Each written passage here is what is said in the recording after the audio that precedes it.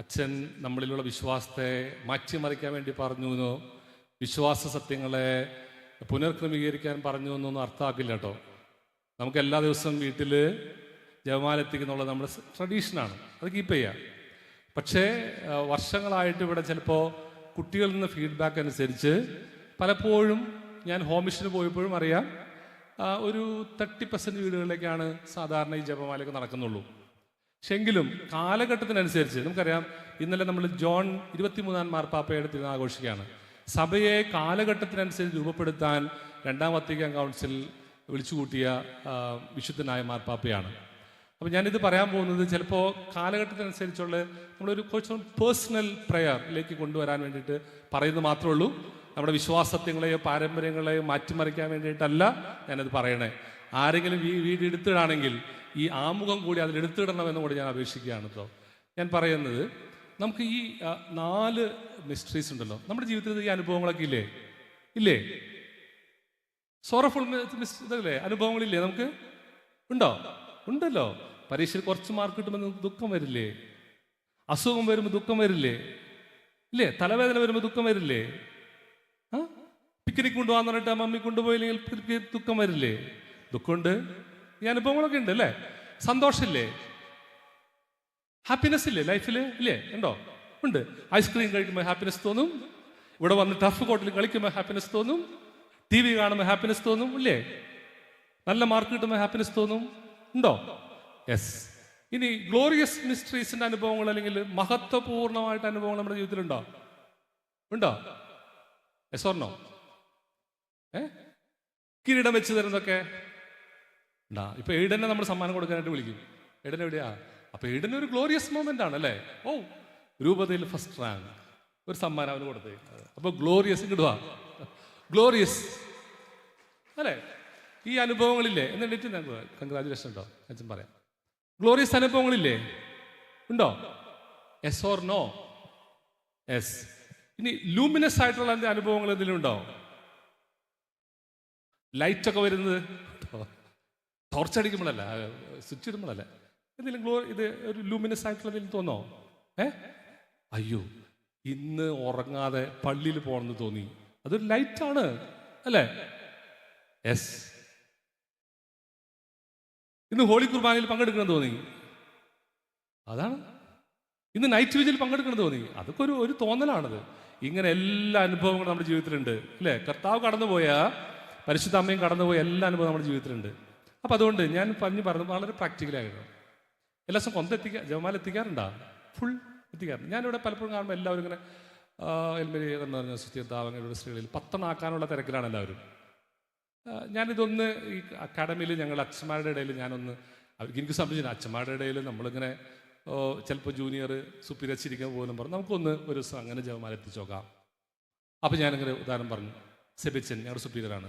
അപ്പോൾ അദ്ദേഹത്തിനുള്ള ജോലികളെ കുറിച്ചൊക്കെ പറഞ്ഞു. അങ്ങനെ എന്നിട്ട് അദ്ദേഹത്തിന് വേണ്ടി എല്ലാവരും ഒരു നന്മ നിറഞ്ഞ എല്ലാം പറഞ്ഞു. അപ്പോൾ അതുപോലെ നമുക്കറിയാം, ഇപ്പോൾ സപ്പോസ് നിങ്ങളുടെ വീടുകളിൽ ഒരാളെങ്കിലും, മിക്കവാറൊക്കെ ഒരാളെങ്കിലും പഠനത്തിന് വേണ്ടിയോ ജോലിക്ക് വേണ്ടിയിട്ടോ, അല്ലെങ്കിൽ ചിലപ്പോൾ നിങ്ങൾ ജോലി ചെയ്യുന്ന അവസ്ഥകളിൽ ചിലപ്പോൾ മമ്മി മക്കൾ വീട്ടിലുണ്ടാവും, papa on the way from the IT company to home, അല്ലെങ്കിൽ ചിലപ്പോൾ പപ്പ ഇവിടുന്ന് അങ്ങോട്ട് മൂവ് ചെയ്യുന്ന സമയം നൈറ്റ് ഡ്യൂട്ടിക്ക് വേണ്ടി പോകുന്ന സമയമായിരിക്കും, അല്ലെങ്കിൽ മമ്മി മേ ബി ട്രാവലിങ്, ഇതിൻ്റെ അവസരമൊക്കെ ഉണ്ടാവുമല്ലോ.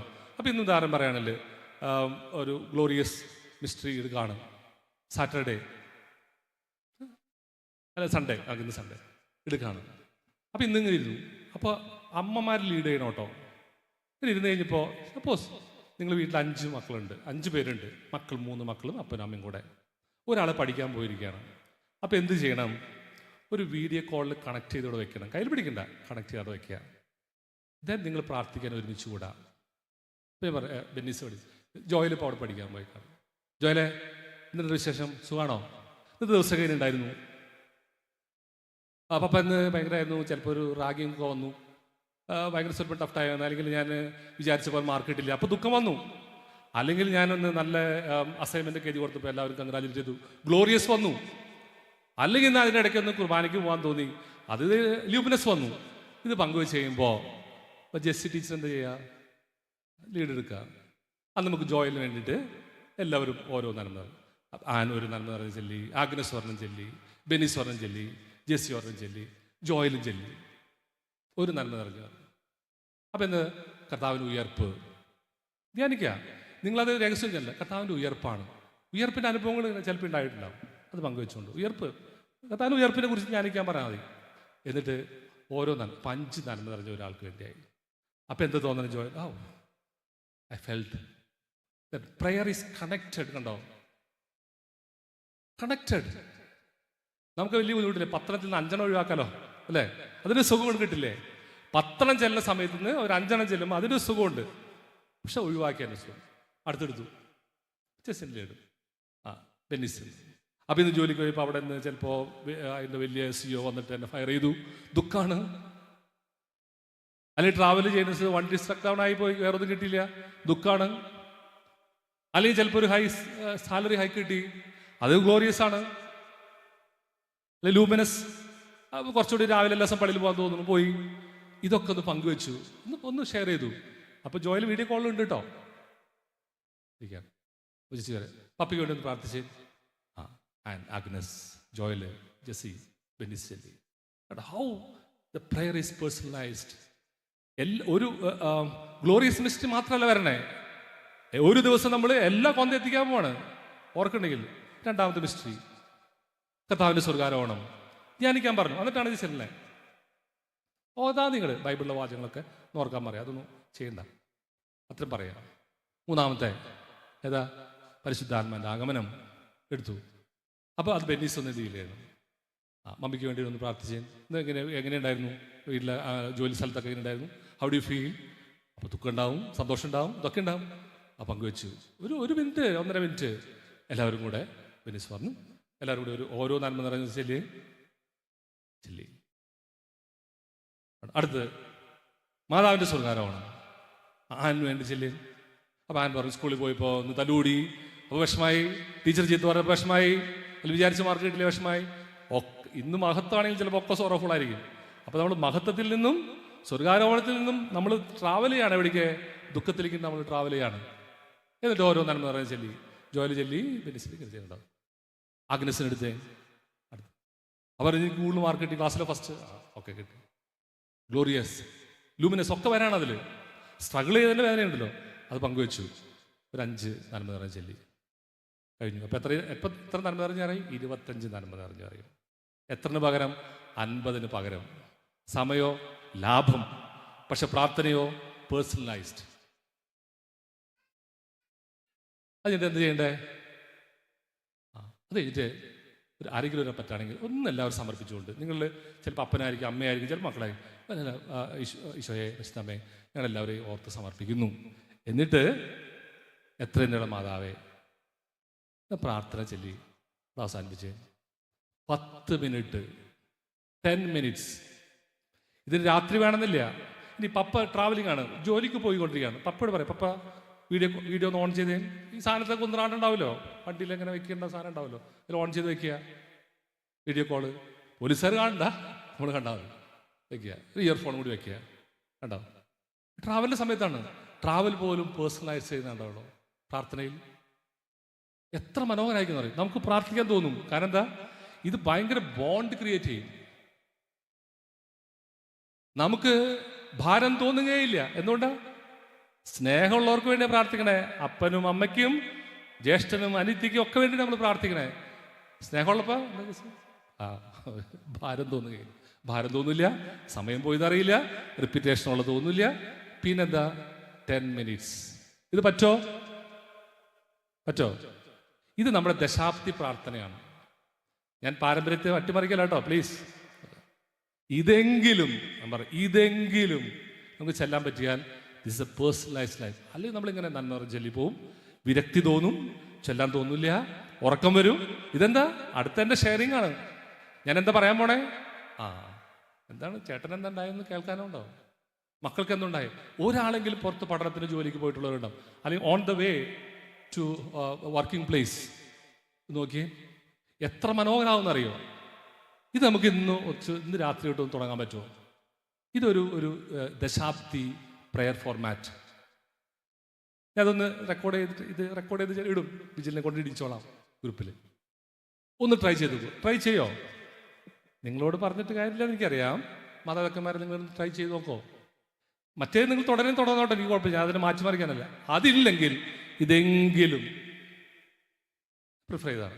ഇത് കഴിഞ്ഞപ്പോൾ ഞാൻ പറഞ്ഞു, അച്ഛന്മാർ നിങ്ങളെക്കാളൊക്കെ ഭയങ്കര ഇതല്ലേ, നമുക്കിങ്ങനെ ഒരു പ്രസംഗം അച്ഛന്മാരുടെ ഇടയിൽ പറയണമെങ്കിൽ നമ്മൾ 10 തൊട്ട് ഒരുങ്ങണം, കാരണം എല്ലാത്തിനും കുറ്റം കാണും. അപ്പോൾ ഇത് പറഞ്ഞു കഴിഞ്ഞപ്പോൾ എല്ലാവരും പറഞ്ഞു, ഓ ഇത് ഭയങ്കര ഇതാണല്ലോ, we feel to come together. കാരണം എന്താ, കോളേജിലുണ്ടായ സ്ട്രൈക്ക്, കുട്ടികൾ എതിരിട്ട് പോയത്, മല്ലടിച്ചതൊക്കെ ഇങ്ങനെ പറയുമ്പോൾ കണ്ടോ, വി ആർ റിമെമ്പേർഡ്. ഇതുപോലെ ഒന്ന് പേഴ്സണലൈസ് ആയിട്ട് ഈ ദശാബ്ദി വർഷത്തിൽ നമുക്കൊന്ന് പ്രാർത്ഥന തുടങ്ങാം. എല്ലാവരും ചെയ്യോ? എസ് ഒന്ന് കേൾക്കാമോ? എസ് ചെയ്യോ? നിങ്ങൾ ചെയ്തെന്ന് എനിക്കറിയാം, നിങ്ങൾ നല്ല കുട്ടികളുടെ മക്കളല്ലേ. അപ്പനമ്മമാരോടൊന്ന് ചോദിച്ചേക്കണം, ചെയ്യോ?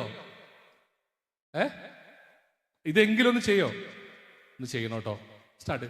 ഇത് നിർത്താൻ തോന്നുകയില്ല. കാരണം എന്താ, സ്നേഹമുള്ളതുകൊണ്ട് സ്നേഹത്തിന് ഭാരം തോന്നുകയില്ല. ഒന്ന് ട്രൈ ചെയ്ത് നോക്കാം. ഇത്രേ ഉള്ളൂ കേട്ടോ. ഈ തിരക്കുകളുടെ ലോകത്തിൽ, ജോലി തിരക്കുകളിൽ